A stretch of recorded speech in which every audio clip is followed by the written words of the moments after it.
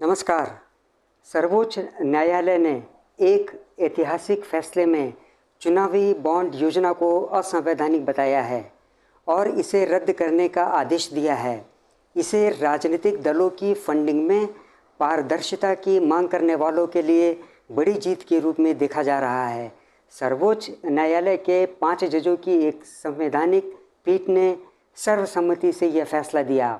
Supreme court ने in bond को जारी करने वाले state bank of India (SBI) को आदेश दिया कि वह तुरंत इन्हें जारी करना बंद करे। इसके अलावा SBI को यह भी आदेश दिया गया कि वह अभी तक किस राजनीतिक दल को कितने चुनावी बॉन्ड मिले हैं, इसके बारे में विस्तृत जानकारी 6 मार्च तक चुनाव आयोग को दे। उच्चतम न्यायालय ने चुनाव आयोग को आदेश दिया कि वह 13 मार्च तक अपनी वेबसाइट पर इस जानकारी को जारी करे। साथ ही अदालत ने राजनीतिक दलों को आदेश दिया कि वो चुनावी बॉन्ड से मिली धनराशि को वापस भी लौटाएं।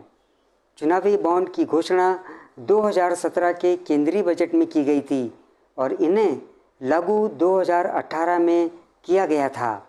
यह एक किस्म का वित्तीय इंस्ट्रूमेंट है जिसके जरिए कोई भी राजनीतिक दलों को गुमनाम रूप से चंदा दे सकता है। ये 1000, 10,000, 1 लाख, 10 लाख और 1 करोड़ रुपयों के मूल्य में उपलब्ध होते हैं। इन्हें सिर्फ स्टेट बैंक ऑफ इंडिया से खरीदा जा सकता है।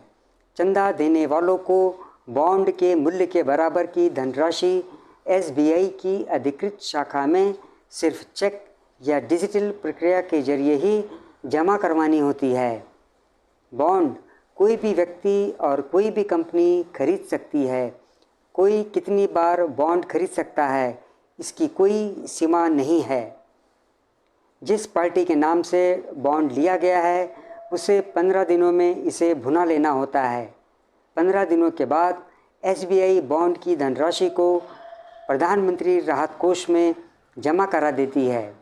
अभी तक इसके तहत राजनीतिक पार्टियों की फंडिंग के लिए 12,000 करोड़ रुपयों से भी ज़्यादा की धनराशि दी जा चुकी है। इसके खिलाफ याचिका CPAI और गैर सरकारी संस्थाओं कॉमन कॉज और ADR ने दायर की थी। याचिकाओं में कहा गया था कि यह योजना एक गुप्त फंडिंग प्रणाली है जिस पर किसी भी संस्था का नियंत्रण नहीं है।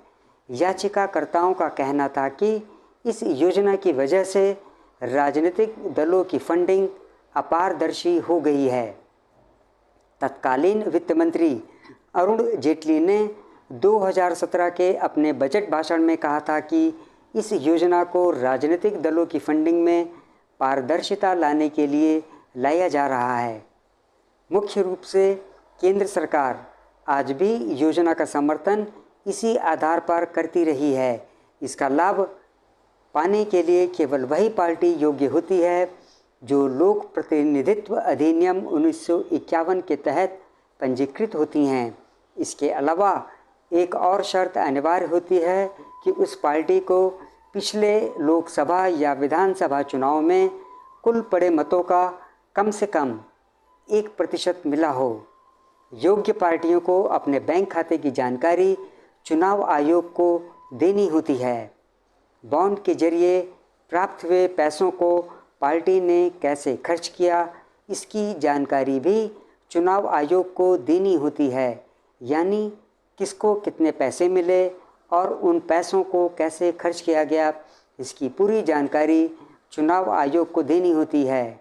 सरकार की दलील है कि इससे पारदर्शिता आती है, लेकिन बॉन्ड के खिलाफ मुकदमा करने वाले याचिकाकर्ताओं का कहना है कि असलियत इसके ठीक विपरीत है।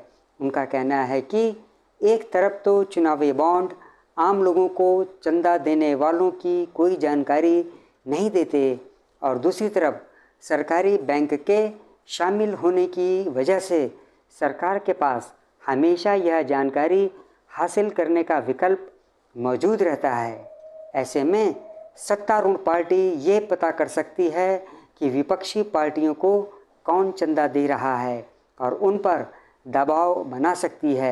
इसके अलावा कंपनियां कितना राजनीतिक चंदा दे सकती हैं, इसकी सीमा को भी हटा दिया गया था।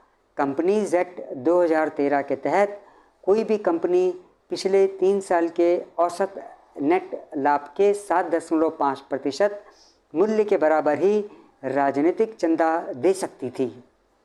लेकिन चुनावी बॉन्ड लाते समय इस सीमा को हटा दिया गया, जिसकी वजह से अब बड़े कारपोरेट घराने असीमित राजनीतिक चंदा दे सकते हैं, जिससे पूंजीवाद के और पनपने की संभावनाएं मजबूत हो सकती थीं। चुनावी बॉन्ड को केंद्र सरकार ने चुनाव में राजनीतिक दलों के चंदे का ब्यौरा रखने के लिए बनाया था। चुनावी बॉन्ड के तहत हर राजनीतिक दल को दी जाने वाली पाई का हिसाब किताब बैंक से होगा, ऐसा तब सरकार ने कहा था। आज के इस अंक में बस इतना ही। आपसे अनुरोध है कि आप मेरे इस चैनल से जुड़े रहिए और इसे सब्सक्राइब भी कर लीजिए। जय हिंद।